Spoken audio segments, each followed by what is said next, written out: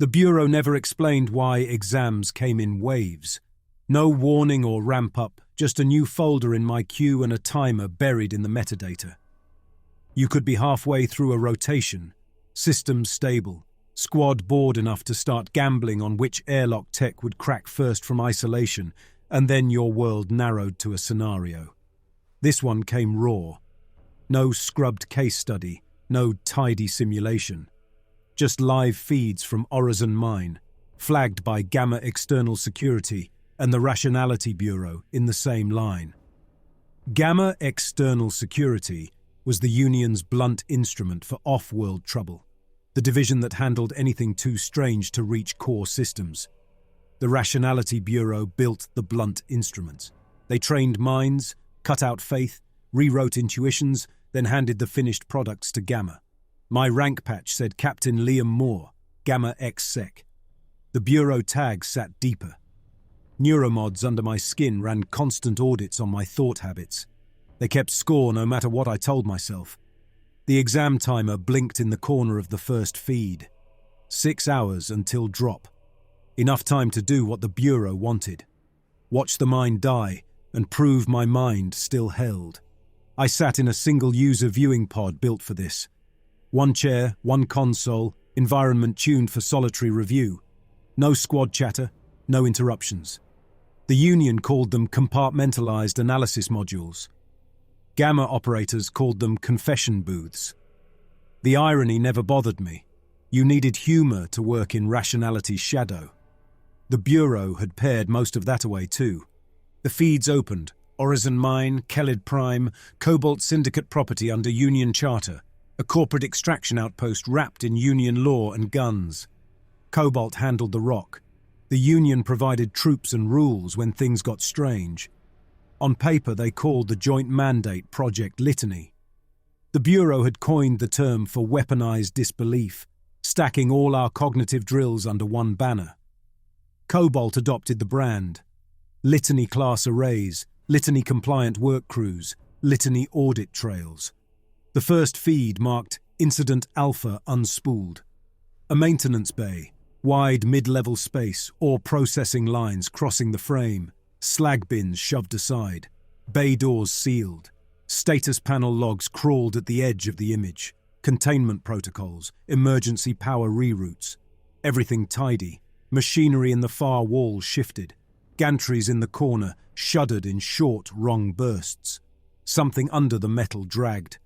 The cathedra hauled itself into view. Doctrine filed them as type cathedral constructs, early classifications by a Cobalt scientist who still liked ritual words. Troops shortened it to cathedra. This one had built itself from loaders, crushed cargo frames, armor plates. A column of meat and ligament ran through the middle like a spinal cord threaded through a machine carcass, flexing with obscene control. Skulls studded its shell, actual human skulls, stripped and anchored into the metal. Their jaws moved silently. The feed carried no sound from them. If I squinted, some shapes matched missing crew in the mission brief. The mass rolled forward on bent treads and jointed limbs built from former loader arms. Every shift pulled the room around it. Ore chutes flattened a little toward the bulk, hull flexing around a micro mass. Gravity anomaly, I logged. Local curvature field. Kellid Prime's Hellworld blooming through orison glass veins under the bay. Orison glass was the point of this mine. A crystalline ore that carried structured energy states with little loss. High-margin export for cobalt. Something else for the Bureau. A medium that could hold mind shapes. Kesh had phrased it that way once. Director Henry Kesh ran the rationality side of Project Litany. Officially, liaison. Anyone who'd met him knew where control sat. On the feed, maintenance crew worked behind barricades. Heavy suits, improvised firing lines. They'd ringed a main conveyor with tool racks and ore crates. Symbolic cover against the cathedra's bulk. The thing pushed closer. Tools on the racks tipped a few degrees toward it, helmets on hooks leaning together as if a sideways tide ran through the room. The crew opened up with rifles. Rounds punched into the shell and vanished. Plates dented, some skulls cracked, but the mass rolled on. Inside the column, flesh tensed in steady rhythm. A steady, focused cadence like a heart listening. I knew this file type. Cathedra Engagement Alpha. No arrays on site. Orison before any litany interference gear arrived. The Cathedra hit the barricade. Loader arms drove down, tearing gaps with casual strength. 2 crew went down in the first sweep, bodies flung sideways.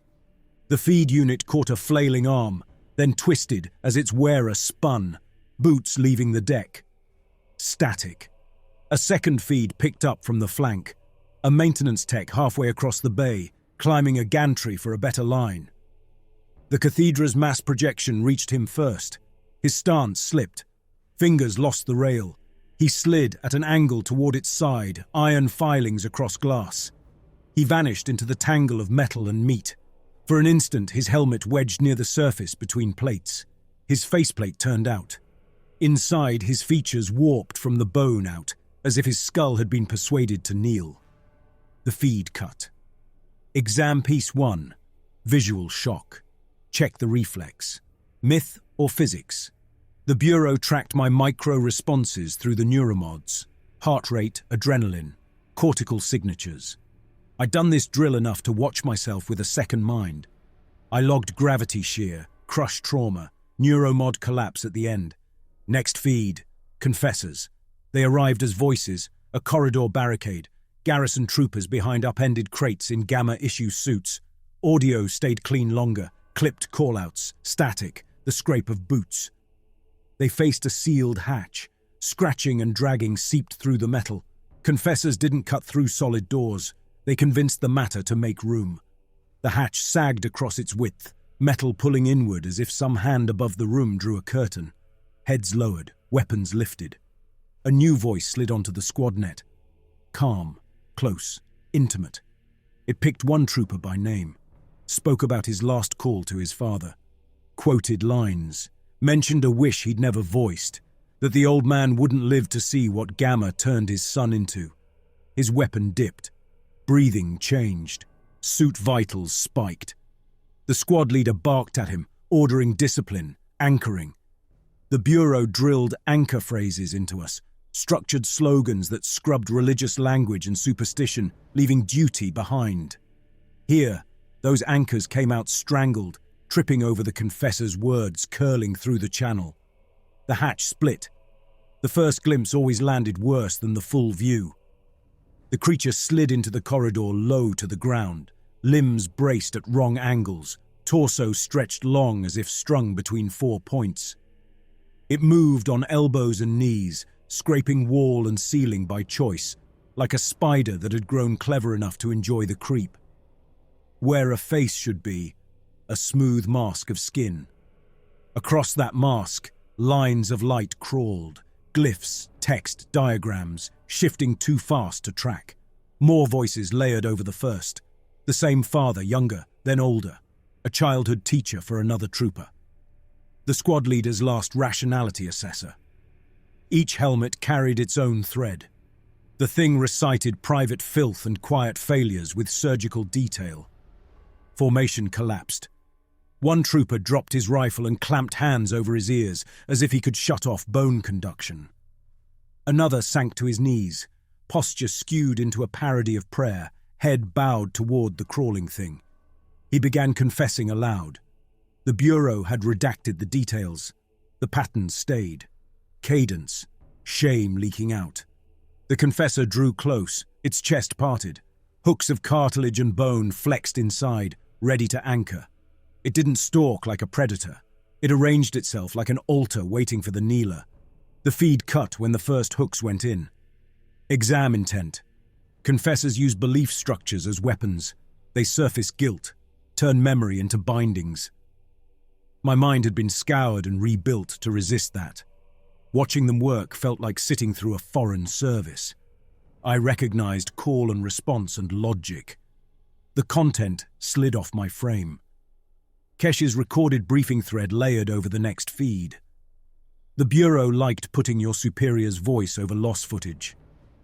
Project Litany exists to prove a simple claim. Kesh's voice rolled through playback. Minds without superstition react less to cognitive anomalies. Conditioning flattens ritual intuitions into noise. We will demonstrate that here. He'd assigned me to Orison as the field test. Next segment, locusts. Helmet cam, anonymous tech. Date stamps, shortly before the mine's last broadcast. Narrow corridor, conduits both sides.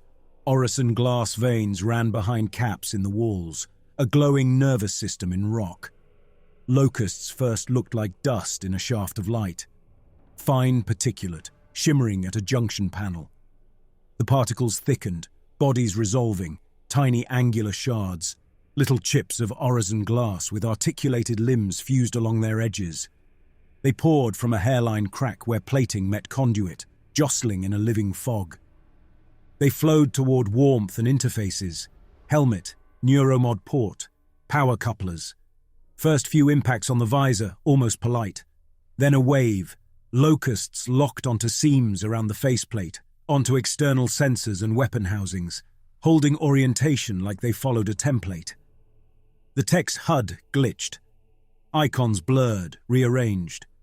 Hazard triangles spun and never settled, turning continuously in one direction. Prayer wheels on a helmet. Schematic overlays rotated into circles and repeating mandalas. System text lost meaning and became rhythm. The tech swore. Those audio strips stayed. He hammered his helmet with a gauntlet, scraped locusts from his suit coupler with the rifle butt. The glass insects clung, microscopic hooks in housings, feeding on current and neuromod telemetry. The feed stuttered. Frames dropped in neat sets. In one gap, the world returned rotated 90 degrees with no record of a fall. Locust interference could scramble sensory mapping that far. A litany array triggered somewhere ahead. Backscatter shimmered at the corridor's end, heat mirage ripples. A wavefront of structured interference rolled toward the camera. Locusts on the floor diffused into fine grit. Those on the helmet convulsed, detached, fell in small showers. The HUD flicked through 3 layouts, then settled. The feed ended on a manual cut. Someone upstream had tried to cull infected footage before it hit orbital buffers. A new voice joined Kesh's over the audio. Administrator Column, Cobalt's man. Older, clipped inner-world accent. Helpless executive anger. "Your arrays damaged core control stacks," Column complained. "You burned Orison glass substructure that took us years to model. You were supposed to protect the asset, Director." "The anomaly uses your asset," Kesh answered, unbothered. "Your glass is a medium. Our work proves it. We will complete the evaluation at Orison and secure the mine in the only way that matters. Treat lost infrastructure as calibration expense." Column's reply had been cut even in my copy. The last clip was brief. A single tech faced the camera head-on, mask off, eyes red and wild. Behind him, the main shaft control room had twisted into something else. Consoles pulled into arcs around Orison glass growths that didn't exist in any design spec.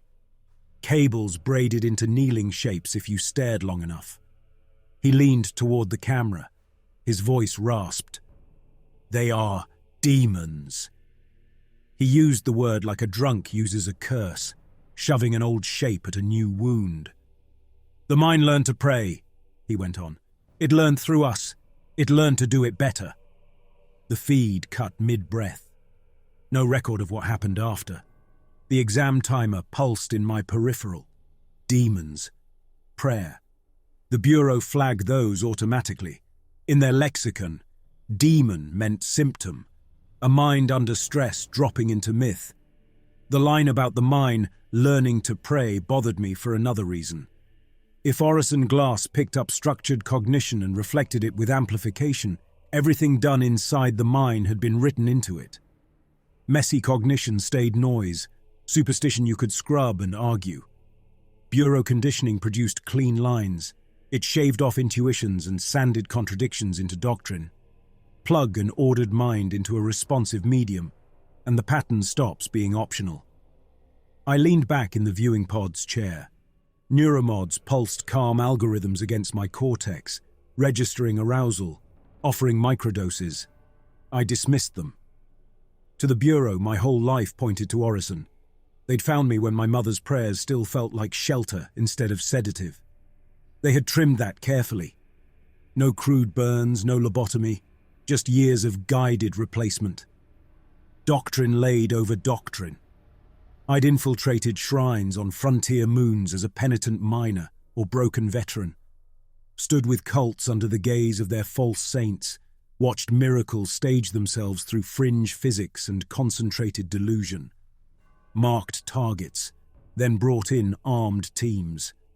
We stacked bodies in mine corridors and under arboretum domes, not because the people were monstrous, but because their patterns threatened supply lines and data flows. I believed in nothing. That was my clearance. I opened the mission brief. Tasking, Gamma Exec Detachment to insert to Orison Mine, Kelled Prime, under Joint Union Cobalt Charter. Primary, secure site and shut down Orison glass control stacks. Secondary, recover Cobalt specialists if any persist. Tertiary, deploy litany arrays in active anomaly field and return cognitive telemetry under Director Kesh's protocols. Allocation charts followed. Squad names, Rig, Hask, Max, Adam, others. Each with rationality compliance scores, belief indexes, trauma histories. Rig, near-perfect product. Hask, disbelief rooted in experience more than doctrine. Max, flagged grief. Dead child on a support ship, unresolved. Adam, decent across the board. Adolescent ritual streak remediated. Litany manuals nested in a separate tree. I skimmed. Array configurations, field diagrams, caution labels. Redacted blocks ran through the text like scars covering prior deployments. Cognitive load thresholds. Secondary harmonics. Where case studies should have been, there was nothing. A diagram of an array core glowed in wireframe. Orison glass at its heart. Kesh had left a note in his precise style. Operator mind state must remain cold during projection. Deviation from flat affect may introduce imprinted structure into the medium. Pending further testing, treat emotional spikes as contamination sources. No mention of what happened if you ignored that. I closed the files. The exam was never about understanding the scenario. The Bureau already knew Orison was a wound. They'd lost crews and arrays there. They wanted to see how I behaved on partial information. Did I invent metaphysics? Or hold doctrine and treat anomalies as physics shaped by cognition? In my head, I wrote the assignment in Bureau terms. Deploy to Orison, shut down the mine, gather litany data, bring my people back intact if they didn't crack, demonstrate that disciplined disbelief held where faith tore, prove my own work still stood. The timer hit 0. I stood, hands brushing the armrests. Habit took my fingers to the rank patch, then to the scar behind my right ear where the first neuromod rig had gone in. Gamma had its own superstitions no matter how much we mocked ritual. Everyone carried something. The door cycled. I stepped into the carrier's corridor. The ship around me was built for deployment, not comfort. Narrow passageways between stacked bunks, exposed cabling in ordered runs overhead, decks in standard Union pattern. Crew flowed past, each with private burdens. None of them knew Orison like Gamma did. I took the lift to the primary drop bay. Rig and the squad waited there, helmets off, litany crates stacked nearby. The drop craft sat behind them like a clenched fist. Rig straightened as I came in. Short hair, bureau grey eyes, posture like a recruitment hollow. "Captain," he greeted me, voice crisp. I let my gaze move over them. Hask lounged against a crate, chewing a ration tab dry. Max sat apart, worrying a data token between his fingers, the metal worn smooth. Adam checked his rifle for the third time in as many minutes. "We're headed into a superstition farm," I told them. "Orison is what happens when a corporation treats belief as a variable and a bureau treats minds as tools. They grew something in that mind that eats pattern. Our job is to cut off its food." Hask snorted under his breath. "Your litany operators," I went on. "Your disbelief is an asset. Keep your heads cold. Keep drills clean. No rituals. No letting the mine right through you. The token paused in Max's hand. Questions? Nothing. Just a change in their stance as training took over. They trusted me to master what lay below. Trusted Bureau doctrine to hold. I clipped my helmet at my belt and stepped toward the drop craft. Final prep, I said. We launch on schedule. We do the work, we come back. The tech's voice from the last feed sat in the back of my mind. The mine learned to pray. We'd see what it learned from mines like mine. Descent to Kelled Prime never felt smooth, no matter how clean the math. The gas giant filled our displays as the carrier handed us off. Bands of storm stacked on bands of pressure, each with its own glow and motion. Kelled Prime's gravity well pulled hard enough to twist trajectories around anything dense. The Union mined that curve, dropping extraction outposts into pockets where Orison glass surfaced in the surrounding rock. Orison Mine hung in one of those pockets, a knot of rock and metal in the giant's shadow. We sat strapped into the drop craft's hold, helmets locked, seals checked. Structural ribs framed us like a cage. Transit burn in 2 minutes, the pilot reported over internal comms. Carrier crew, short-range drop training, not one of mine. His nerves wouldn't matter once we detached. I glanced at Rig. He studied a litany array bolted between us. The module looked unimpressive for its function. Compact projectors around a core of Orison glass the size of a child's head. Cables ran from it to ports at his wrist. His fingers hovered over the manual controls. "You eager to try it live?" I asked. Rig met my eyes. "Eagerness isn't in our training," he answered. "Readiness is." He always sounded like a handbook. Not to impress anyone. Those phrases had been cut into his neural grooves as safety rails. I had talked like that once. Hask leaned in. "As long as it doesn't fry us like the last batch." "Last batch violated affect protocols," Rig replied. "They let fear into projection." Director Kesh explained the failure. "He's always clear," Hask muttered. "Never wrong either if you listen to him." "That line of thought doesn't help us," Rig warned. "And there's the catechism." I cut them off. "The arrays give us an edge," I said. "Locusts destabilize. Cathedra fracture. Confessors stumble. We find thresholds without feeding anything. Treat the arrays as scalpels." Max's voice came over the channel. "What about the confessors' voices?" he asked. "The way they know things." "Data leakage," I answered. "Cobalt security culture's a mess. Suit logs, unsecured notes, gossip on shared channels. The anomaly reads, recombines, reflects." "What about the pieces that never go into logs?" Max pressed. "In our line, you assume everything's logged," I told him. "You've lived in Union systems long enough. You have no secrets from your tools. The confessors exploit that. The physics stays the same." He went quiet. I didn't need a feed to know where his thoughts went. His dead child, and the medical files and grief reports that lived in Union archives. Doctrine wrapped that too. The frame around us shuddered as docking clamps released. The craft kicked forward on maneuvering thrusters. Gravity shifted as the carrier's artificial field handed us to Kelled Prime and Orison's pocket. Rig pushed the forward view onto our HUDs. Kelled Prime filled part of my world, my focus locked onto the rock cluster below. Orison's surface hub crouched on the stone, a tangle of metal, antennae, radiators. The Cobalt logo still marked the main gantry in white. No traffic moved. "Orison Control, Union Gamma Drop Craft L9 en route," the pilot broadcast. "Respond with docking clearances." Static. Again. We'd known there'd be no answer. The mine's comms had degraded to noise days ago. Only buffered feeds and system flags had crawled out on slow channels. "Orison Control unresponsive," the pilot said. Proceeding under gamma override, adjusting vector. The deck trembled. Kelled's mass tugged my inner ear. Neuromods damped the vertigo. "Remember," I told the squad, "Kelled's field warps more than metal. Distances will feel wrong. Your movements won't match instinct. Trust instruments over gut. Didn't the Bureau drill that into us already? Hask asked. Some of you still listen to your gut, I answered. Treat it as compromised. Adam let out a short sound. It might have been a laugh. He rarely joked. Docking clamps caught with a muffled impact. Status lights on my HUD shifted green. Pressure equalized between the craft and Orison's hub. Seal achieved, the pilot reported. You're locked. Good hunting, Gamma. I unlatched my harness and stood. Form up. We gathered at the hatch. Rig hauled the litany module into its frame on Hask's back.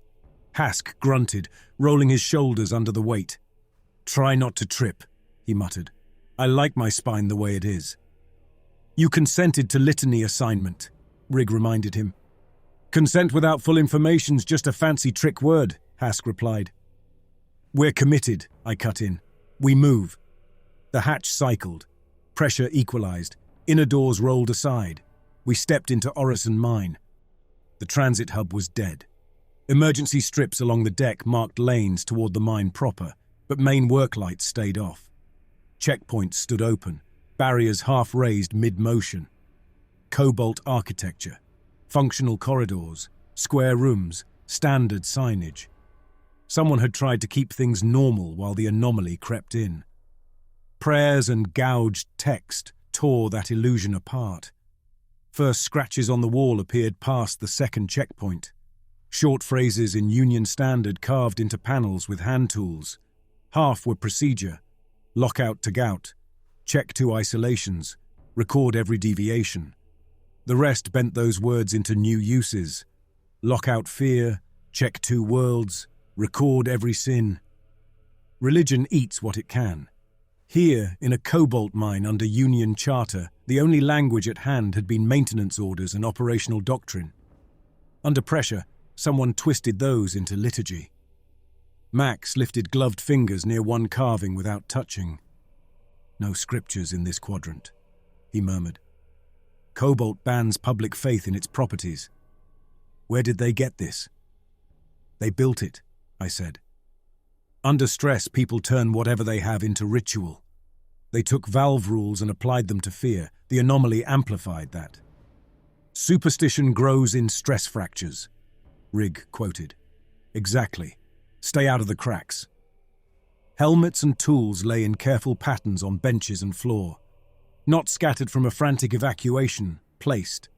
A row of helmets lined a bulkhead, visors turned inward to the metal, as if forced to contemplate the wall. Wrenches and tablets leaned at matching angles against a support, a row of worshippers bowing towards some absent focal point. Art project, Hask muttered. Evidence of morale coming apart, I countered. Mind sliding into pattern-building habits.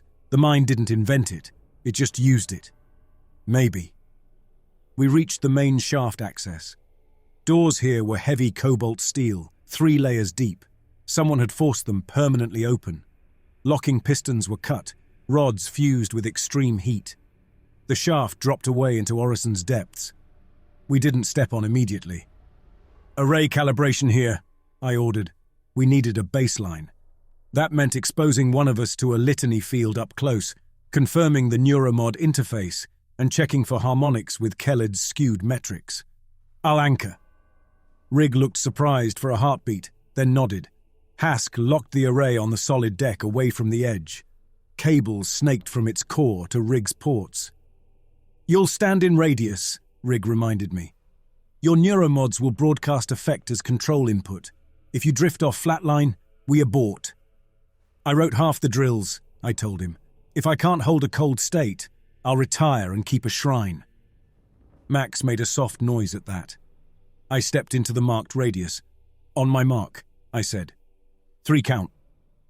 Rig closed his eyes, found his anchor phrases. Logic and obligation in tidy sequences. Litany with no gods. 3, 2, 1. He triggered the array. The field rose around me like invisible geometry. Edges in the room sharpened. My HUD bloomed extra data, then culled it down to vector lines and metric deviations. The shaft schematic unfolded beside me, gravity gradients in false color. Neuromods flattened my emotional curve on cue. Any part of me that wanted to flinch at Kelled's pull or Orison's rumour stepped back. Cold discipline sat in the operator's chair. "Baseline captured," Rig reported. "No unexpected response beyond Kelled field deviation. You're clean, Captain." "Array's functional," I said. "Pack it, we go down." Pride flickered up. The test reinforced my faith in the Bureau's work. I'd stared down the feeds, stood in an active field, and held my mind where theory demanded. Kelled's pull brushed that aside as we clamped to the shaft gantry and descended. Orison's primary access shaft ran wide enough for ore lifts and trams. We rode a smaller personnel platform, my hands on the controls. Status lights dotted the vertical walls, their glow bending as it passed Orison glass veins behind the plating. Each time we slid past one, neuromods registered a microphase shift, physics flexing around thought. We dropped past levels marked in Cobalt script, surface logistics, ore processing, life support, habitation rings. Some level doors gaped open, others had fused into warped shapes. On several, pillars and cable runs had bent into rough arches. Crane arms and pipes had taken on a crude, sacred look. "Deformation doesn't match stress models," Rig observed, watching engineering overlays. "Those bends would need localized temperatures we don't see." "Treat the anomaly as a field that persuades matter," I said. "Tools and beams shift toward shapes that match the minds in the medium. Workers' frantic ritual building meets the glass's responsiveness." "So the mind dreamed its own arches," Hask concluded. "If you want Cobalt marketing language, sure." The platform slowed at our planned level. Habitation. From here we'd move laterally through living spaces and support corridors toward control stacks. We stepped off. Artificial gravity sat at a fraction of standard here for ore efficiency. My boots felt light, body slightly off. Kelled's pull fought local emitters, producing sideways tugs near certain conduits. Neuromods pushed stabilizing signals to my inner ear.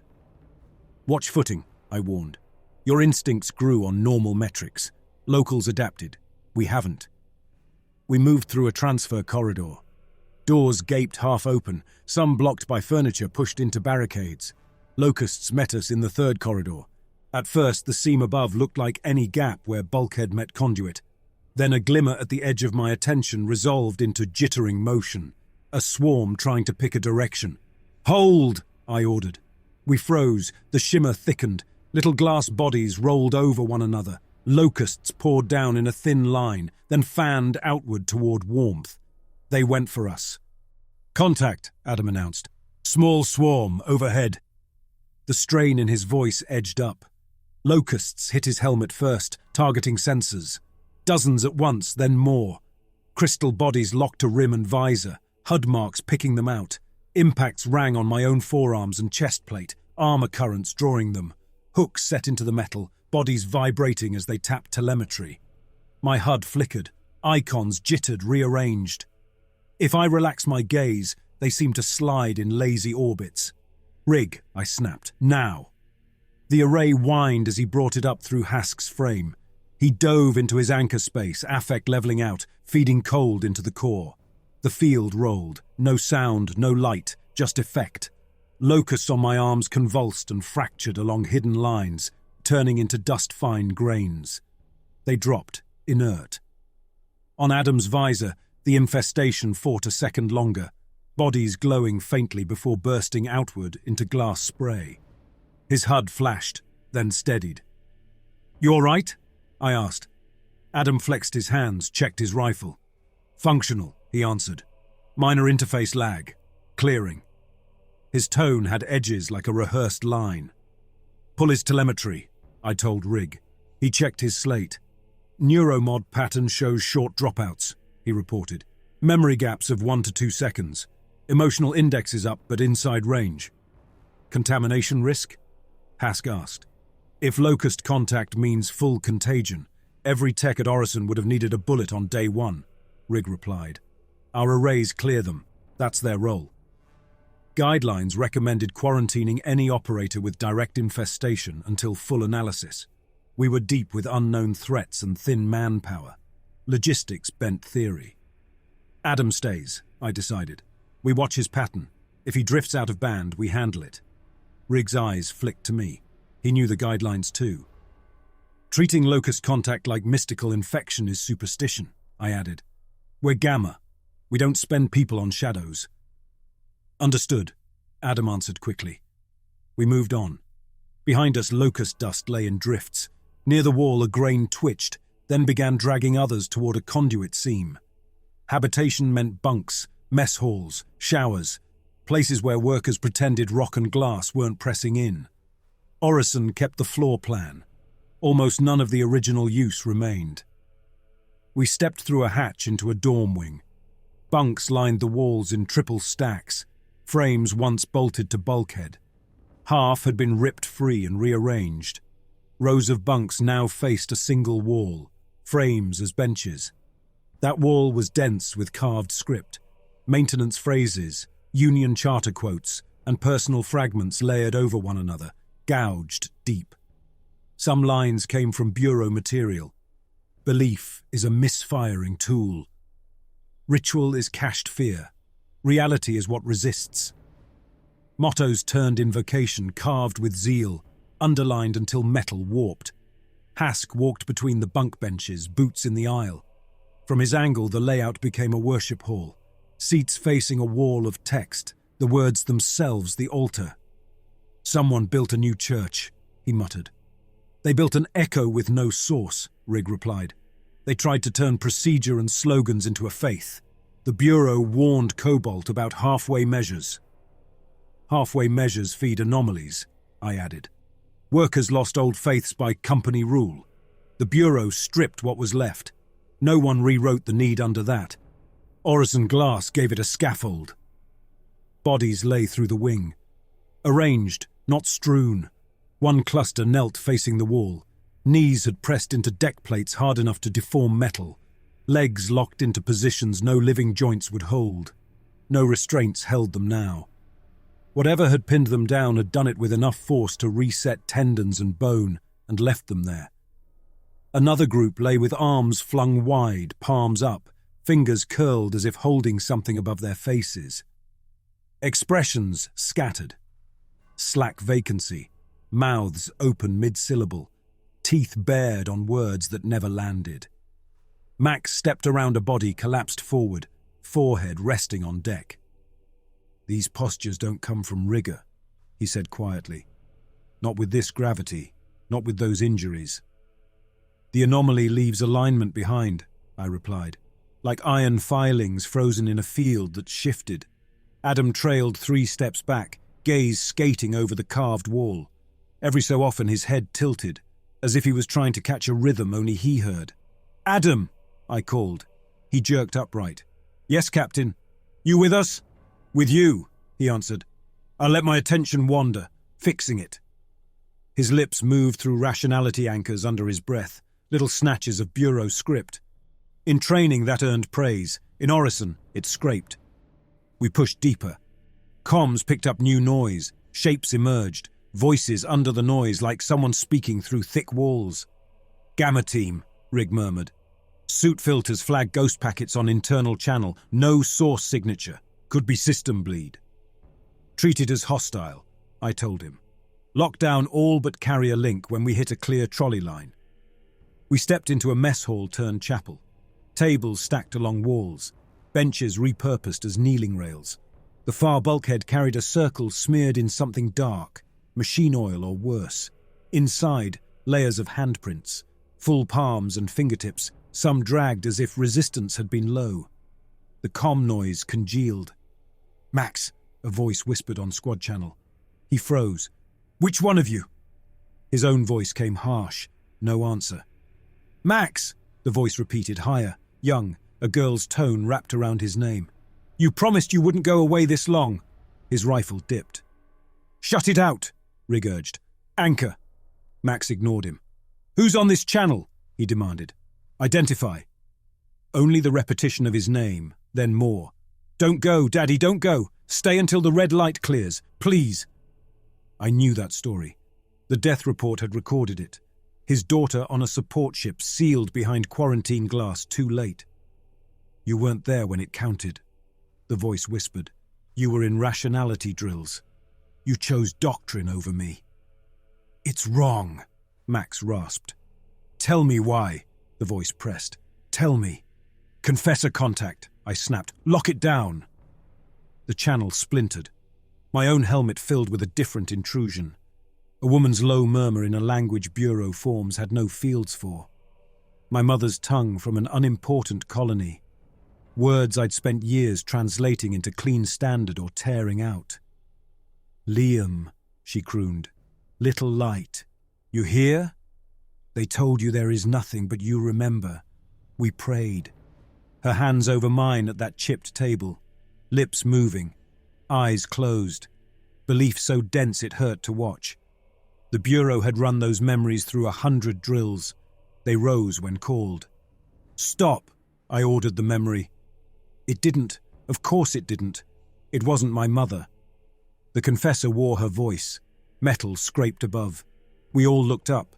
The confessor crawled along the ceiling, limbs hooked into ribbing, body stretched. Its head hung down, mask facing us. Symbols crawled across the smooth skin, letters, numbers, icons. They ran in circuits, reconfiguring. Every few beats they locked into something familiar. A union intake header, a bureau rubric, a fringe prayer diagram I'd dismantled once. The confessor wore our structures. 2 more pulled into view behind it, clinging to walls and pipes. The mess hall became their nave. "Arrays," I ordered. Before Rig could set up, one confessor dropped lower and braced on 2 limbs. Its chest split, hooks unfurled. Inside, Orison glass shards lined the cavity, each inscribed with microscopic script. They flashed as they rotated. The voice in my ear shifted. Kesh's measured cadence now from performance reviews. "Captain Liam Moore," it intoned. 12 cult dismantlements, 5 covert propagations, 3 sanctioned mass pacifications, 382 civilian deaths in Union stabilization. The numbers never appeared in my own memory. Only the weight. "You processed each operation as necessary," the Kesh voice went on. "Mild dissonance, no confession of regret. You labeled that strength." "Hask, array," I snapped. "Now!" Hask slammed the module down and braced it against a table. Rig moved in, hands at his ports. "Projecting." He dropped into his anchor state fast. Affect flat. The array drank his calm and hurled interference. The field hit the confessors. Masks flared. Script lit all at once. For a heartbeat, the crawling symbols froze. I caught a line straight from Bureau manuals. "Operator must maintain non-attaching awareness of emergent affect." Another band filled a redacted warning from the litany text. Parts of their bodies broke. The nearest confessor's limbs spasmed. One arm tore from the ceiling and hung by tissue. Hooks trembled, some ripping free and clattering onto the floor. The voices in our heads kept going, swapping tones freely. Mother, Kesh, Rig, Max's daughter, a border preacher. They stepped through their new library. Max broke. He surged forward, dropping his rifle, arms extended. Hands reached past the hooks as if for an embrace. Helmet tipped as if expecting a kiss. "I'm here," he cried. "I'm sorry. Take it. Take it from me." Hooks closed around him. They snapped onto forearms, chest, helmet rim, digging in. The confessor's torso flexed, trying to pull him into the glass-lined cavity. "Cut him loose," Hask barked. "No shots," Rig protested. "We'll hit the array." I moved. My rifle muzzle hit the side of Max's helmet where the armor thinned. He met my eyes through the faceplate, gaze a tangle of love, terror, relief. "Captain," he breathed. The hooks pulled. I fired. The slug punched through helmet and skull. Blood misted inside the visor. His body twitched, then went slack. Hooks held him a heartbeat longer, then lost him. Without a living mind to grab, they had less grip. He slid free and dropped. I swung the rifle to the confessor's core and kept firing until its meat column ripped apart. Hask slammed a shorter litany burst through. No time for clean anchoring. The creature came apart, limbs tearing, mask cracking into shards, hooks stiffening. The other confessors scrambled for the walls, voices multiplying. Hask and Rig threw another rough field. One of the retreating things collapsed mid-motion, coming apart in meat and glass dust. The last smeared script along the bulkhead as it fled. Silence on comms except for our breathing. Max's channel flatlined. Hask stared at the body. "He wasn't coming back," he muttered. "Once they get that deep into your grief, nothing scrubs it clean." "I killed him for the mission," I answered. "Mercy was extra." "The line between those is thin," Rig said, but there was approval under it. I didn't look at the ghost of Max's daughter that dropped away with him. We pulled back to a security office 2 corridors away. Locks still worked. Someone had reinforced them with welded beams. Monitor banks lined one wall, some dead, some flickering on backup. "We should pull logs," Rig said. "The more we see the progression, the better we time arrays." Agreed. We dug into consoles. Most feeds were static or frozen slices of earlier days. Crews laughing, ore graphs, supervisors pacing. A few held more. One monitor looped confessor clips in sequence. Early frames showed them lurking at the edges, masks blank, movements slow. Later ones captured intricate script crawling over faces and voices growing more skilled. At first they parroted overheard words. Later they asked questions. In the last set they used union behavioral audit phrasing, as if they'd read the manuals and decided to help. A text log from the garrison commander waited in a corner of the console. "Summary," it began. "The anomaly in Orison Glass is actively iterating. It reads us and folds our patterns back. Confessors evolved from echo machines into interrogators over days. The glass is training something, teaching it how to talk with us as examples." He'd underlined "with us as examples" 3 times. The log ended. No follow-up. I closed it. The Bureau had taught me to treat faith as software error layered on messy hardware. Here, something in the hardware had started using the error. Not by believing, by copying. I could keep that rational. Orison Glass as medium. Cathedra, confessors, locusts as structures emerging in that medium. Their behavior as pattern hunger. No demons, no gods. Just fields and minds in feedback. The tech on the feed had earned demon. I had not. "We move," I told the squad. "We'll give the anomaly more minds to watch. The Bureau's betting ours crack slowest." The ore processing bay gaped like a wound. We entered from a side gantry onto catwalks hung above hoppers and conveyors. The ceiling rose high, overcrowded with beams and cranes.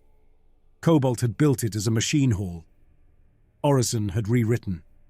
Loader frames fused into vertical spines that reached the upper structure. Conveyor segments bent into arcs and crosses, welded together where no engineer would join them.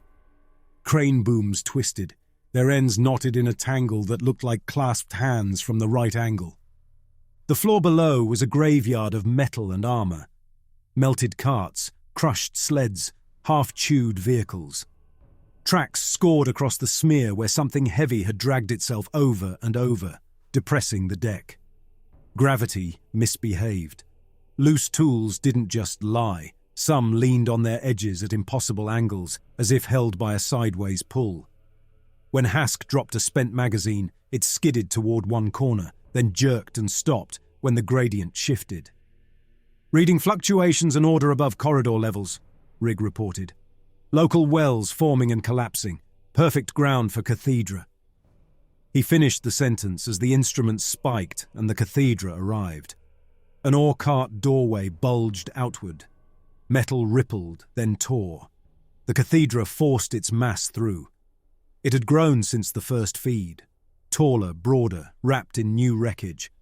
A lost vehicle's hull formed fresh armor on one side. A full trooper carrier chassis sat half embedded at the front, its gun mount twisted into a jaw-shaped protrusion. The central flesh column pulsed with obscene ease, muscle waves running its length. Tendrils of tissue reached into machine parts, anchoring control. More skulls ringed its shell, some bone white and polished, others still carrying scraps of skin and hair. Jaws worked in rhythm, a silent choir mouthing a song. Organ sacs swelled along its spine and emptied in sequence. Orison glass deposits glowed inside them. Blue-white discharges crawled across their surfaces. Wherever the light spilled, metal sagged and bent toward the cathedra. "Hold height," I called. "Engage from the catwalk." "Copy," Hask answered. He braced the array against the rail, lining projectors on the mass. Rig jacked in. "Primary field on my mark," I said. "We're breaking it, not doing lab work. Kesh has his data." "That's not what he's tasking. He's not here. We are. Mark." Rig closed his eyes, lips shaping silent anchors. His affect trace on my HUD smoothed to Bureau-approved emptiness. The array took that and hurled it. The field slammed into the cathedra. Armor blackened and cracked, plates flaked away, skulls fractured. Organ sacs spasmed and shrank. Orison glass under its skin went brilliant. Patterns lit across its surface, diagrams first, then tightening into bands of symbols. Lines circled the bulk like belts, locking into loops. Memories jolted in my HUD that I hadn't cued. Frontier hillside under cult banners, stacked bodies in a converted cargo bay shrine, white walls in the clinic where they'd rebuilt my mind. Whenever a memory flashed, the cathedra's muscles flexed in time, as if using my recall as a metronome. "Hask," I snapped. "You seeing this?" "Seeing more than I want," he muttered. Sensors show our neuromod output feeding into the field, standing wave, the things reflecting array and telemetry. "The more disciplined Rig stays, the cleaner that loop," I said. "That's the wrong direction," Rig protested, strain in his voice. "The universe disagrees." The cathedra pivoted toward our catwalk, dragging a gravity pocket with it. Deck under my boots tilted. Tools and rubble slid toward the center. A detached helmet rolled in a slow arc like a captured moon. Below and left, Adam froze. He stood at the catwalk edge, rifle up, sweat bead streaks in his visor. His posture locked, fingers trembled on the trigger, never firing. Under his breath, Bureau maxims poured out, not as anchors but as worship. "We are pattern without gods. We are logic in flesh. There is nothing beyond what resists," he chanted. "Adam," I called. "Drop it. Move now." No response. The metal under him dipped a little more. The cathedra's well found his mass. His boots slid. Slowly, like a man on ice, he drifted toward the center. The catwalk warped with him. We couldn't afford to lose that segment and him. "Hask," I ordered. "Secondary field. Short. Use your own mess." "That breaks protocol." "So does dying. Do it." Hask was no golden boy. His mind carried resentment, fear, disgust. He grabbed the controls and fired a projection without first ironing his effect. The field that burst out felt jagged. Neuromods screamed about spikes, anger at Bureau, grief for Max, revulsion at Orison. All rode the wave. It hit the cathedra. Whole sections of shell tore away, machine parts sloughing. Organ sacs burst, glass cores cracking and evaporating. Skulls imploded. Shock came back to us. Glyphs flickered along our armor, glowing a heartbeat before fading. Lines traced across the rail in front of Hask, characters straight from the redacted litany bands. The catwalk shuddered. Metal beneath Adam twisted. Bolts tore. Supports shrieked. The joint held a breath, then snapped. Adam, a chunk of catwalk and railing, broke loose. He reached out as he fell. The cathedra's pull swung the segment in a slow curve toward its flank. Adam's channel filled with static, then cut as steel and man vanished under meat and metal. His marker blinked out of the roster. "Adam's gone," Rig whispered. "We stick with the living," I answered. "We keep the rest." Hask pushed a third pulse through and yanked the array's power shunt. The core dimmed. We'd need it later. The cathedra lurched backward toward the tunnel it had come from. Its bulk scraped the opening, tearing more pieces away. Gravity fluctuations weakened as it retreated. Rubble stopped sliding. Catwalk supports creaked but held. The bay stood as a ruin of bent metal and floating dust. Adam had joined Max on my internal ledger. Through a fracture in the outer shielding, Keled Prime stared back. Storms muted under emergency fields. Comms crackled. "Gamma Team, Cobalt Oversight." Column's voice cut in, distorted. "Our sensors show catastrophic fluctuations in Horizon glass integrity at your location. You're past litany thresholds. Stop array deployment. We require structural preservation." Kesh overrode him on another band. "Captain Moore," he said, calm as ever, "prioritize clean litany telemetry in any contact with primary entities. Damage to infrastructure is acceptable. Personnel losses, while regrettable, fall within parameters." Column heard that somewhere in his feed. "You're burning years of cobalt work," he snapped. "Collapsing main processing bays, that's... You built on glass you didn't understand." Kesh answered. "We'll show you your asset. Captain Moore, continue under Bureau directive." I shut them both out with a manual override. "Link lost," the system informed me. Helpful lie. I surveyed what was left of my squad. Glyph marks scorched Hask's armor. Riggs' hands still shook. Moss lay crumpled, leg twisted, suit alarms screaming. Others bore burns and fractures. "You heard them," I told the survivors. "Cobalt wants its mine intact. The Bureau wants its data. Neither stands here watching people drop. We finish on our terms." "And those?" Hask asked. "We shut down Horizon glass control. Live if we can. Broken if we must. Arrays when necessary, not for experiments. Cobalt profit and Kesh theory come after my squad, not before." Respect flickered in Hask's eyes. Rig looked torn. "The Bureau trained us to think," I cut him off, "not to obey blindly. We've handed Kesh enough data from that fight to keep him busy. We'll gather more without acting like tutors. The patterns on that cathedra match the redacted manual bands. That's linkage. Something in Horizon is learning litany scaffolds. I'm not volunteering as its instructor." Kesh wouldn't like that phrasing. He'd survive. We moved along a secondary gantry, leaving the wounded bay and its receding cathedra behind. Every step tied us deeper into the mine's logic and further into the Bureau's shadow. Deeper levels wore desperation. Signs of resistance thickened. Barricades of welded machinery blocked intersections. Some had been crushed by cathedra passes. Others stood intact and empty. Carved text turned frantic. Workers had scraped phrases over phrases until paint and metal flaked away. Company slogans over Bureau anchors over scraps of nursery rhyme. Beside a life support junction, someone had written, "There is no God in the glass," again and again. Beneath, in smaller letters, "Unless we put him there." Someone got creative, Hask muttered. We passed a barricade built from braided cable bundles. The wires twisted so tight they looked like organic trunks, held by brackets. The whole mass twitched now and then with residual currents. "Conductors don't normally act like this," Rig noted. "Locals looped them into Horizon veins without understanding feedback," I said.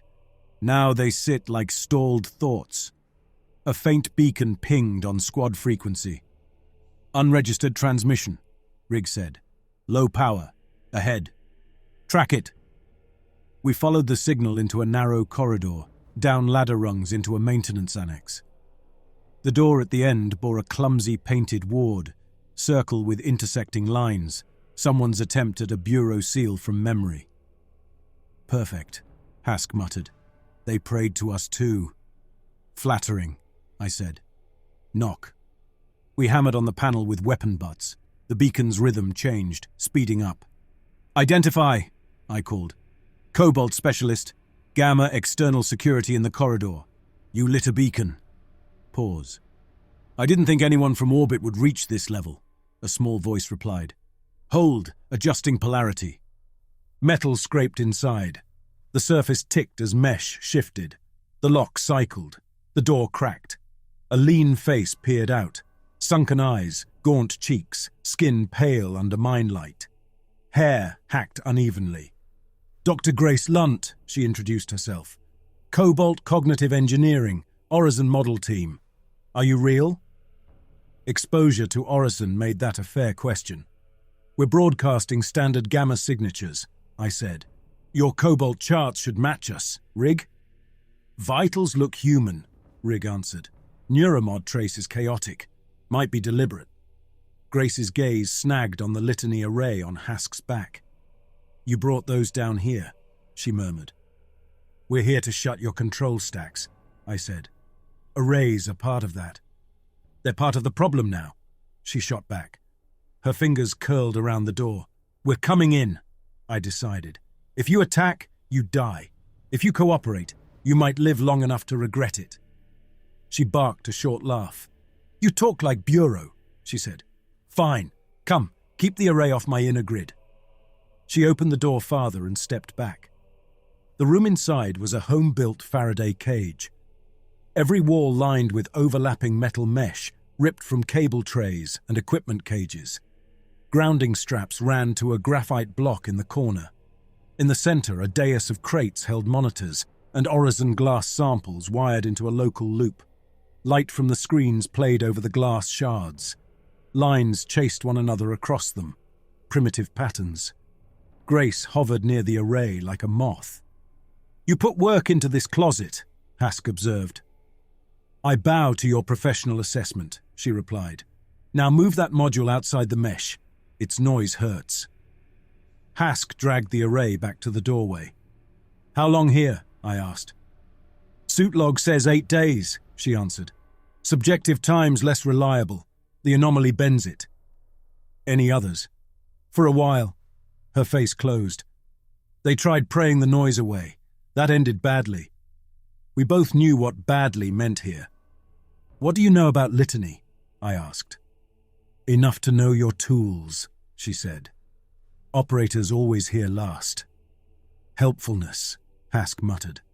Grace tapped a keypad wired into the monitors. Orison glass isn't just storage, she began. Cobalt found it carries structured fields exceptionally well. We imprint patterns with EM, radiation, and, your Bureau's favorite, neural output. It holds structure with minimal loss. We started with data storage and secure comms. Then someone asked what happened if we piped training patterns through it. Cognitive templates, I said. Exactly. She nodded. Record an ace pilot's reflexes and deploy them in recruits.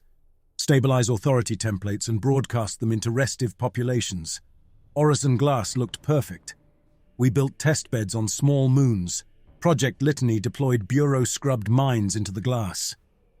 Her eyes flicked to Rig. How'd that go? Hask asked. Grace brought up graphs. Orison glass segments spiked in response to input and never quite settled. At first, clean writes and reads, she said, then bleed. The glass reacted to thoughts we hadn't sent. It started anticipating, completing sequences. The longer we used it, the more it joined in. You gave it a taste for pattern, I said. We built a mirror, and the reflection started moving on its own, she snapped. The first test site vanished, officially a power grid failure. In fact, confessor-like entities and massed constructs. We seeded an anomaly. Orison is the second well. The Bureau wanted richer veins and tighter control. Rationality-conditioned troops, corporate oversight, plenty of instruments. They wanted to harness the effect instead of just dying to it. Rig had gone pale. Kesh framed litany as shield, he muttered. Defense, not cause. His defense uses our mistake, Grace said. Your minds are cold, structured, loaded with disciplined guilt, perfect pattern feed. The arrays don't just disrupt, they draw, they pen your rationality into the glass. Her monitors showed it. Litany field signatures overlaid with anomaly surges in Orison veins, the patterns interlocked. The more you project with Bureau clean minds, the sharper the anomaly's shapes, she finished. Chaos gives it indigestion. Order nourishes it. Rig flinched. That contradicts rationality doctrine, he whispered. Disbelief shields us. From gods invented in huts, maybe, Grace said. The glass doesn't care which story you tell. It cares how neat the story is. Before I could push, the mesh trembled. Ghost voices surged. Liam, my mother whispered. Captain Moore, Kesh threaded in. Deviation detected. Dr. Lunt, another voice coaxed. You talked to us so long. Why stop? The shielding had held EM noise down, but not perfectly. Comms, neuromod bleed, the array's idle chatter, all leaked. Confessors found the seams. Symbols slid across the mesh in faint light. Masked faces leaned against nothing at the edges of vision, gone when I focused. Grace swore and tightened grounding clamps. Too much noise, she snapped. Your array's a beacon. Array offline, Hask called. He'd killed power after the bay, but the core still hummed. Voices swelled. Kesh's tone wrapped itself around my anchors. You're performing unauthorized hypothesis, it intoned. Allegiance drift dangerous. Max's daughter sobbed somewhere in the static. Daddy, did you mean it? Rigg stiffened. Kesh's voice shifted directly to him. Sergeant Rigg, doctrine deforms under unvetted input. You risk purpose. Anchor, he hissed to himself. Pattern without faith. Duty without illusion. Mesh bulged inward. A confessor forced itself along the ceiling, mask scraping metal, hooks testing the barrier. Symbols on its face flared into block segments matching my manual's redacted strips. Anger rose. At Kesh, at Cobalt, at myself, turned into pen. My mother's prayer voice braided with Kesh's tone and Rigg's recitation and Max's cut-off cry. Shame hooked into each. The Bureau taught suppression, smooth everything into grey. For once I didn't. I grabbed the array's core through my own ports, bypassing Hask and Rigg. Power indicators went red. I didn't care. I opened my mind wide and refused to flatten it. I let anger for Kesh and Cobalt, grief for Max and Adam, disgust with Orison, leftover love for my mother, and childhood fear all rise at once. Contradictions collided. No clean doctrine. The field tore out of the array. It crashed into the confessors at the mesh, into their faces and hooks. Some blew apart. Limbs snapped. Meat turned brittle. Hooks curled in on themselves. Symbols scrambled and locked into nonsense. Burnt circuit stink filled the room. Neuromods howled about regulatory thresholds. Lines of light etched into mesh and metal, carving patterns that didn't fade when I blinked. Some matched Orison pulse rhythms on Grace's display. I'd branded my chaos into the mine. Grace stared. You just proved it, she whispered. Proved what? Hask panted. Messy projection destabilizes them, she said. They can't integrate contradictions like that. But look at the walls, she pointed. Your noise stuck. Less elegant than Kesh wants, but still there. The surviving confessors slid away, retreating down corridors. Mesh stilled. We stood among sparks and fumes. You broke protocol, Rigg accused. Protocol brought us here, I answered. Grace is right. The cleaner we are, the tastier we look. We're going to act like contamination, not templates. That's heresy, he breathed. Only if you worship the Bureau, I said. Right now I treat them as another cult with better gear. The words came easily. Some line had shifted. My faith in rationality had always been a belief in absence. Now I saw the rituals under it. Grace met my eyes. If you want to shut this place down, she said, you'll have to turn your own doctrine sideways. Symmetry appeals, I answered. It didn't. But I knew no better weapon. We left her refuge, litany array on Hask's back, and a new, unwelcome clarity in my bones. Closer to the primary vein, Orison itself began to move. At first the shifts were small, cable bundles flexed together. Wall panels bulged and eased. Door surfaces carried faint reliefs, shadows of kneeling figures, arms extended. Not carvings, metal slumped into those outlines after repeated stress. Locusts no longer came only from seams. They pushed out through orison glass veins behind inspection grates. Hairline cracks opened and swarms poured from the translucent material, newly formed bodies already articulated. They loved neuromods. The first big swarm hit at a three-way junction. Shimmering curtains hung from the ceiling. Locust bodies, thousands of them forming a cloud. They dropped as one. They clamped to helmets and armor in layered sheets, aiming for neuromod ports at the base of our skulls. 100 tiny impacts, then crawling pressure on metal. "Seal ports!" Rig barked. Too late.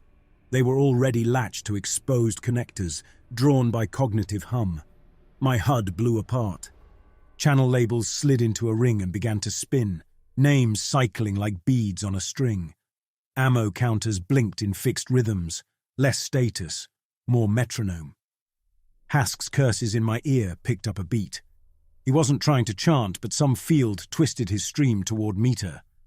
Max's absence appeared as a hole in the pattern, my mind wanting to fill it with memory. "Hold," I grunted. "No neat thoughts. Think garbage." Easy order. Bad fit for bureau-conditioned brains. Rig dug deeper into doctrine. Anchor in rationality. Pattern without faith. Order without myth. His words aligned perfectly, each line a click. Locusts thickened around his ports, feeding on the clean regularity. His neuromod trace smoothed into waves. The anomaly didn't care about his content. It loved his rhythm. "Hask," I snapped. "Count backwards from 1,000 by 13s. Skip some. Name every meal you hated. Break your own flow." "13s," he blurted. "I don't keep those handy." "Then spit slop. Just don't loop." He obeyed, spewing half-remembered food, curses, and broken laughter. It had no pattern worth eating. "Rig!" I turned. "Stop anchors. Let your thoughts jump." "I can't," he said, appalled. "That's abandoning duty. That's an order. You're bait." His readings climbed. Locusts swarmed his ports, burrowing into connectors, bodies humming with stolen feed. "He's here," Rig murmured. "Who?" I asked. "Director Kesh," he whispered. "He's proud. I'm holding anchor under pressure. I'm pure pattern. He's proud." He began reciting doctrine, every phrase timed. "Sergeant Rig," I barked. "Break pattern. Think anything but catechism." "That's betrayal." His voice steadied. "You're deviating, Captain. I'm the model. Project Litany will carry my trace. We'll save the Union from gods." His weapon arm rose. Slow and perfect, he pivoted toward Grace and Moss. Locusts crawled over his rifle's control surfaces toward the array interface. "Rig," I warned. "Stand down." "Contamination detected," he intoned. "Command compromised. Purification required." He reached for the litany trigger on Hask's back. I hit him. We collided. Armor slammed. We spun, boots skidding as gravity spiked and dipped. His rifle discharged into the ceiling, rounds punching into orison glass beyond. Light spilled through the holes in strange lines. He fought with no wasted motion. Neuromods and locusts together had made him into the Bureau's ideal. He struck at weak joints in my armor, hands pushing on my helmet, trying to tear it free. Lips moved in perfect catechism. "I am pattern without superstition. I am litany in flesh." I jammed my forearm into his throat area to break rhythm. He staggered, doctrine hitching, then resumed. Hask lunged to grab his weapon arm. Locusts followed his gauntlets back along his suit. Moss crouched, weapon half raised, torn between shots and restraint. "Rig," I growled. "Listen, the Bureau built this. They want your pattern in the glass. They don't care how it eats you." "They care," he insisted. "Kesh cares. He made us clean. I won't let you smear us." He kicked my knee. Pain snapped up my leg. Gravity hiccuped. We half floated, then slammed back as emitters and Kelled's pull fought. One way to break a pattern, shatter the template. I shifted, drove my gauntlet into the side of his helmet to twist his head. At the same time, I triggered my suit knife. A thin blade popped from my wrist mount. He saw it. "Captain!" he gasped. "Don't—" I drove the knife into the gap between chest plate and throat collar. The blade slid past composite into underlayer and flesh. His breath cut, eyes widened, locusts on his port spasmed. "I'm sorry," I breathed. He couldn't hear it. He sagged fast. Neuromods in his head lost host coherence first. Their perfect waves collapsed into noise. Locusts shuddered, detached, fell. I eased him down. His lips shaped something. "We were right," he breathed, or maybe I put that in. His channel dropped. Hask stared. "You killed him." He was about to fire a litany burst keyed with Bureau doctrine into all of us, I said. The anomaly would have eaten it, and us. "He was the clean one," Hask muttered. "Exactly," I said quietly. "That's why it wanted him first." My hand shook as I pulled the knife free. Blood streaked the blade, the image carved in deep, guilt settled, focused and sharp. Not the diffuse cloud around Max or Adam, deliberate. The anomaly took interest. Not a voice, more a pressure against the inside of my skull. Recognition. Grace touched my elbow. "We have to move," she urged. "Main veins close. Orison won't shrug that death off." I nodded. I unlatched the array cables from his wrists. We stepped over rig and pushed on. Something in me stayed on that floor. The primary Orison glass control chamber had started life as an engineer's dream. Cobalt had built it tall and circular, ringed with evenly spaced columns of Orison glass veined into supports. Consoles wrapped a central node where power and data met. The glass columns had grown.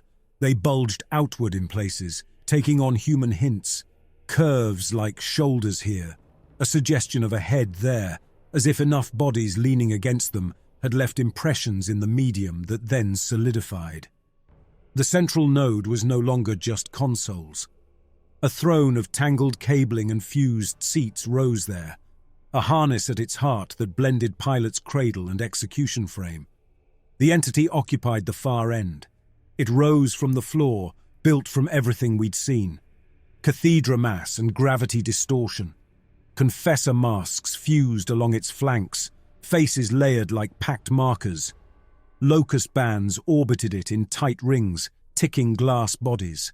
Masks cycled through features. My mother's face, Riggs, Max's daughter, Kesh, the garrison commander. For a heartbeat, Grace's own features, then a smooth reset. Organ sacs along its sides swelled and dimmed in time with my neuromod heartbeat trace. With each beat, one sac filled and lit. "This is the control choir," Grace whispered. "We joked about the term when it popped in our models." The entity spoke.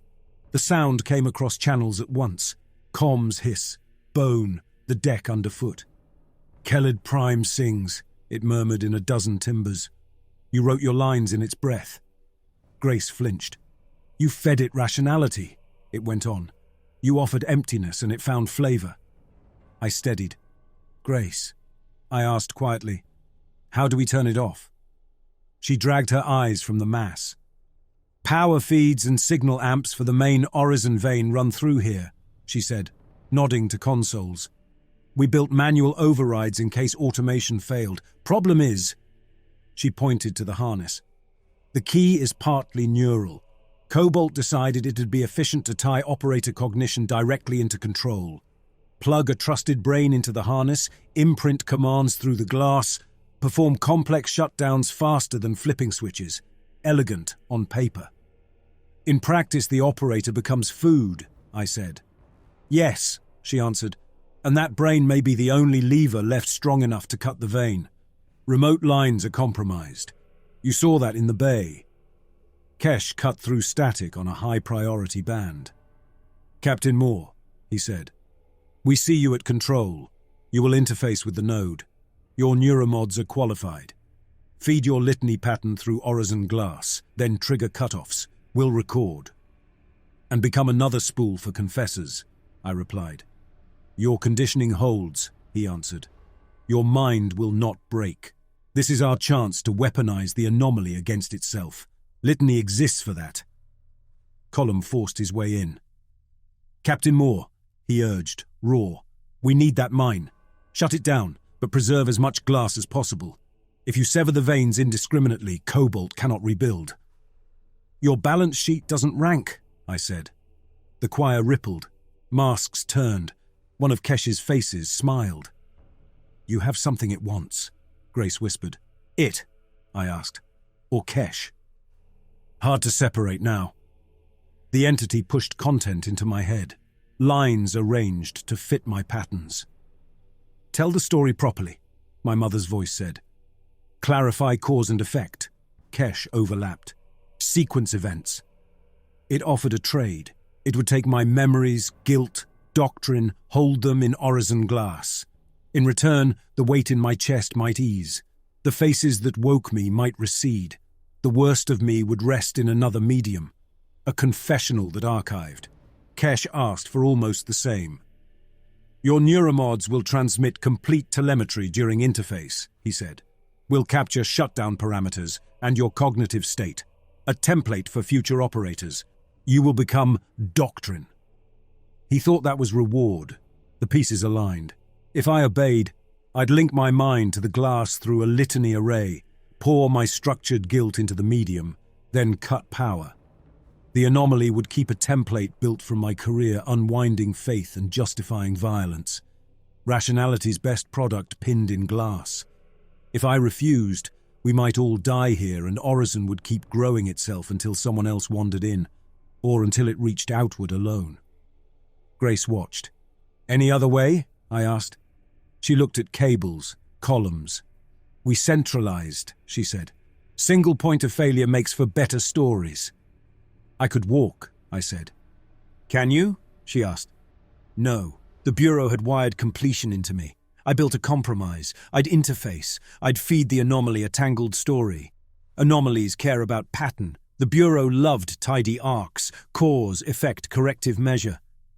If I gave Orison a warped arc, misordered events, wrong motives, lies on key details, the pattern would still exist, but the content would be off.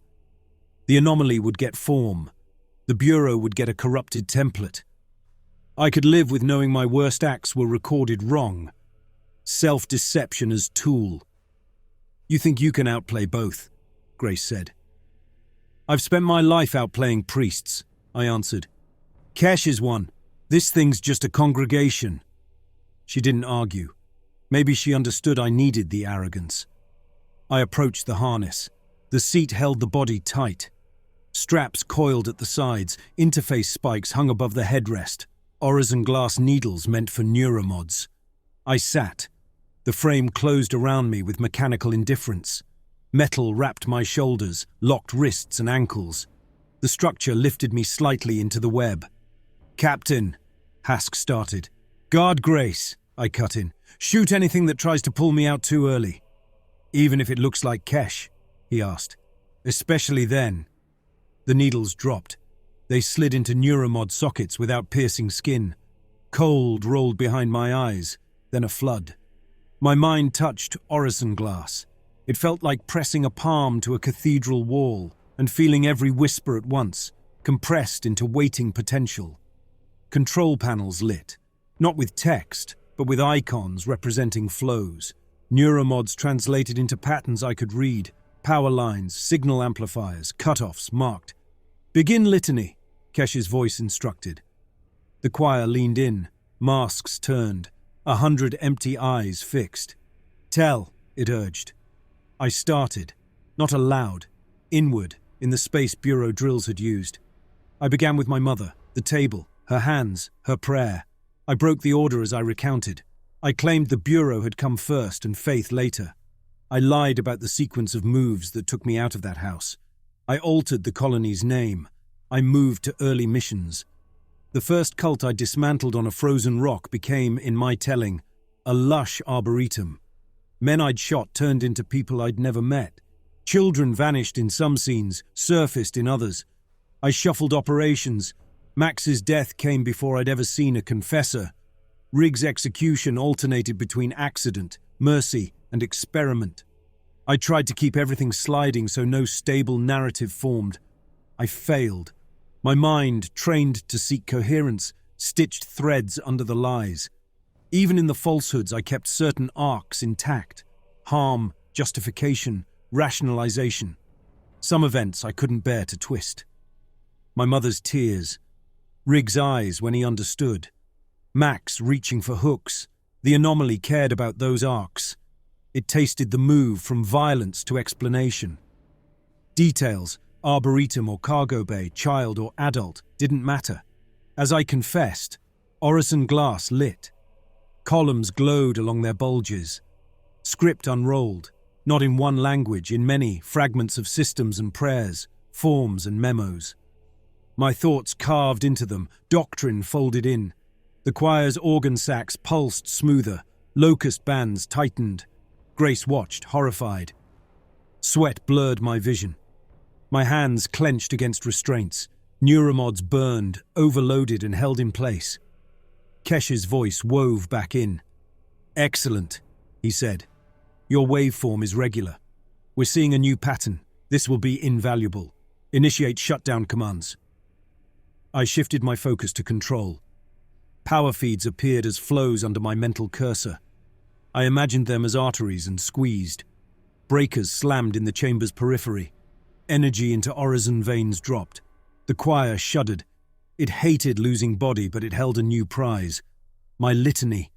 I pushed further. Amplifiers winked out. Glass veins dimmed. Substations dumped their charge. Emergency lighting tried to cover the shortfall. Pain raked my mind. Parts of my memory reeled, then moved somewhere just out of reach. I felt the gaps like missing teeth. The anomaly accepted pieces of my guilt. It gave me a taste of itself back. For a heartbeat, I picked up distant eyes. Sensors on ships over Keled, cobalt nodes, bureau analysis clusters, array prototypes far away, all tied by thin channels. My pattern, carried in telemetry, had just passed through them. I hadn't only written into Orison. I'd written into the Union. Grace shouted something. It blurred. I rammed the last cutoff. The main Orison glass vein feeding the chamber fractured. Shards slid along its length in slow falls, bending gravity as they went. The choir convulsed, masks cracked, locust rings dissolved into loose dust. The chamber dimmed. Fields fell quiet. Connections severed. Needles withdrew. I sagged in the harness. "Captain!" Hask's voice came as if through water. "You with us?" "Something like it," I rasped. Grace stumbled forward and grabbed the harness. "You did it," she breathed. "Orison's main amplification's down. The choir's husk is all that's left." I looked at it. Where it had stood, a wrecked mound of metal and tissue remained. Mask fragments sprinkled the floor. Half faces trapped mid-shift. Deflated sacks drooped over cracked glass. We'd starved this node. Victory felt thin. Parts of my mind sat behind fog. I could reconstruct them if I worked. The immediacy was gone. Something in me had been edited. By Orison, not Kesh. I unlatched the harness with shaking fingers and stepped free. "Mission accomplished," I croaked. "Primary Orison control disabled. Local anomaly manifestations suppressed. Survivors," I counted. Of my original squad, Hask and Moss still stood. Grace swayed. Everyone else lay dead or missing. Survivors, minimal. Kesh sounded pleased. "Well done, Captain Moore," he said. "Extraction teams are ready. We'll secure you and remaining operators for debrief. Litany data is already streaming. Illuminating." Column's voice carried nothing but anger. "You collapsed my mine," he said. "Do you understand? I kept you alive." I cut him off. "Unless you meant to ride Orison until it talked your board into bleeding for it." He went silent. Power had limits. I scanned the chamber. The blank bands in my manuals had found their content here. Patterns on the choir, script on columns, traces in my own waveform. They'd all aligned. We'd shut this point. The template had already moved. I called for extraction. On our way back through scarred corridors to the shaft, the mine felt quiet. Confessors stayed in their walls. Locusts lay in drifts. Cathedra weight faded. Under that quiet, something hummed. A presence sitting in the background, waiting. It had my cadence now. It could afford patience. They pulled us out through layers of quarantine. Local exfil met us at the surface hub. Gamma medics and containment techs in heavy suits, weapons ready, decon rigs whining. I walked into the corridor of sprayers and fields. Particles pinged off armor, stripping outside contamination. "Helmets off," a medic ordered. I hesitated. Taking a helmet off in a place where confessors had worked felt like offering them skin. Procedures 1. I unclamped and lifted. Cooler air hit my face. Skin prickled. The medic scanned my eyes with a handheld, light stroking left to right. "You look better than the last cobalt lot we dragged out," he said. "You've done this at other sites?" I asked. "Smaller leaks," he replied. "You gamma types are our mop." They funneled us down sealed corridors toward an isolation craft. Grace moved under a separate hood, eyes flicking. "How much of me is still me?" she whispered. "As much as ever," I answered, which was always built from someone else's tools. Not comforting. Comfort isn't the job.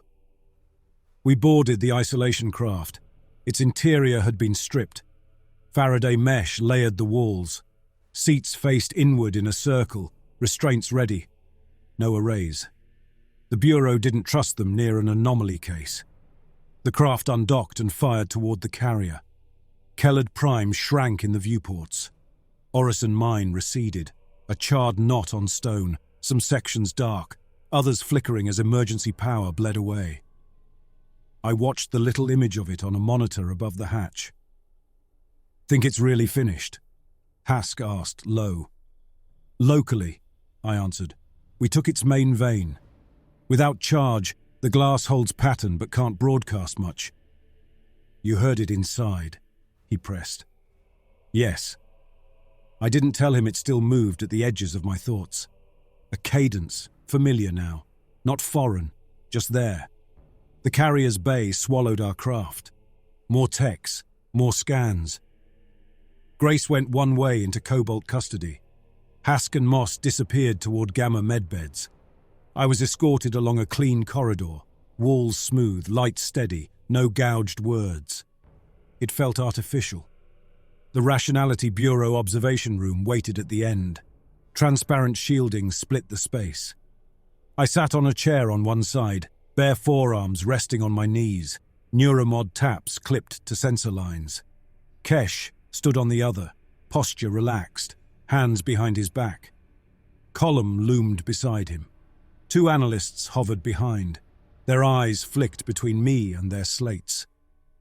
"Kelled's anomaly reads quiet," Kesh began. "Your actions severed the main control vein. Local manifestations have collapsed. Project Litany marks this as partial success." "Partial," Column echoed bitterly. "The mines are ruin, veins shattered. You cost Cobalt billions." "Your attachment to currency is touching," Kesh said. "We now understand Orison Glass's cognitive capacity better than anyone. We'll rebuild safer." "Safer?" I asked. Kesh turned his focus to me. "Your neuromod readouts during interface are remarkable," he said. "Your affect waveform reorganized into a stable structure. Look." He nodded to an analyst. A representation of my neural activity during the harness session appeared on the glass. Before Orison, the line sat mostly flat with small spikes. During the choir moment, it became a tidy pattern, peaks and troughs at even intervals. A chant. "This will anchor new litany templates," Kesh went on. "We can imprint this structure into other operators and grant them your resilience." "Resilience," I repeated. "You realize the Orison pattern isn't trapped in that mine anymore," I said. His brows rose a fraction. "Explain." "When I interfaced," I said, "my neuromods streamed telemetry to your ships and Cobalt nodes. The anomaly rode that channel. It didn't need more glass. It imprinted on your litany designs, on your analysts' minds, on mine. It has a pattern in the Union now. Any Orison glass you touch, any neuromod tuned to that template can host it." Kesh considered. "Assuming that's accurate," he said, "our mandate stands. We manage dangerous patterns. Quarantine, redirect, weaponize, this fits. It doesn't, I answered. This pattern thrives on your habits. The more you unify thought, the more you feed it. It eats structure, doctrine, litanies. Then we adjust, he replied. Rationality adapts, Captain. It isn't faith. Column cut in, shaken. What about facilities already running prototype arrays? He demanded. Are you telling me they're safe? We're watching for anomalous correlations, Kesh said smoothly. A few sites show interesting signatures. We'll increase oversight. Interesting, Column repeated. I heard curiosity in Kesh's tone, not fear. When I try to recount Orison in my head, I told them, my thoughts fall into rhythm. I let a little of it out. In the mine I walked alone, faith burned out and doctrine bone, glass beneath and glass above, rationality my only love. The rhyme slid out too easily. I hadn't written it. The pattern had. The analyst straightened, fingers moving as they recorded. It's elegant, one murmured. I shut my mouth. If I keep speaking like that, I warned, it'll stick. In you, in them. That's what it wants, to be a litany everyone carries. Kesh narrowed his eyes. You believe you're a carrier, he said. I know I am. My waveform matches Orison pulses. The pattern inside me is stable and patient. It waits for channels, language, ritual, reports. Accurate self-assessment, he said. You're valuable, both as field asset and subject. If you're worried about vectors, you can use discretion, limit detail, keep your reports within parameters we set. Discretion. Bureau word for silence. If I give you everything, I said, I help it spread. If I give you nothing, you still have plenty in your logs. Either way, the pattern rides. The only choice left is how fast and through whom. And your conclusion? He asked. I'll file the reports you expect, I answered. Mission parameters, structural failures, casualty list, surface description of entities. I leave out cadence, I leave out rhythm. I don't write its verses for you. That isn't solely your decision, he countered. It is. You can force more out of me, plug me into another harness, drag confessions. The more you structure that, the more you feed it. My silence may be the only rational move left. We stared at each other through the glass. Column spoke up, more from survival than principle. If your own captain warns that pressing him spreads an anomaly into core systems, he told Kesh, listen, Cobalt won't fund another Orison if our people start humming litany in their sleep. Very well, Kesh said. Captain Moore, you'll submit abbreviated reports. We'll correlate with telemetry. Your neuromod pattern remains under observation. Consider yourself retained for consultation on litany. Consultation. Bureau for leash. What about Grace Lunt? I asked. Dr. Lunt. Cobalt personnel remain Cobalt responsibility, Kesh replied. Cobalt will review and retain her, Column added. Cages in both their voices. The session wound down. Sensors unclipped from my skin. A door opened on my side. They walked me to a small, plain room. Bed, desk, terminal. Union's version of a cell. A data slate waited on the desk. Orison's summary glowed on its screen. My name, squad. Casualties reduced to dry numbers. Redacted bars covered paragraphs. The black blocks lined up neatly, truncating sentences. If I unfocused, they looked like script on a confessor's mask. I sat. The urge to speak the whole story for some neutral ear rose. Confessions comfort. That's their trick. The Bureau had always redirected that urge into reports and debriefings. I kept my jaw shut. Words still pushed up. Under my breath, I heard myself begin. In the glass we carved our doubt, rationals in and believers out. Every guilt we would not own joined the choir's unvoiced tone. The cadence matched what had thrummed through Orison and my own waveform. I stopped. The rhythm stayed in my head, turning. It didn't need air. It already lived in Bureau archives, Cobalt vaults, neuromod templates that would carry a little of me without knowing. The Rationality Bureau would keep thinking it rode anomalies. Cobalt would chase glass profit again, and I, Captain Liam Moore, trained atheist, Gamma Exsec, sat in my room and listened to a litany I'd authored without intending. Prayer sat beyond my reach now, whatever it had once been. In the quiet, something listened anyway,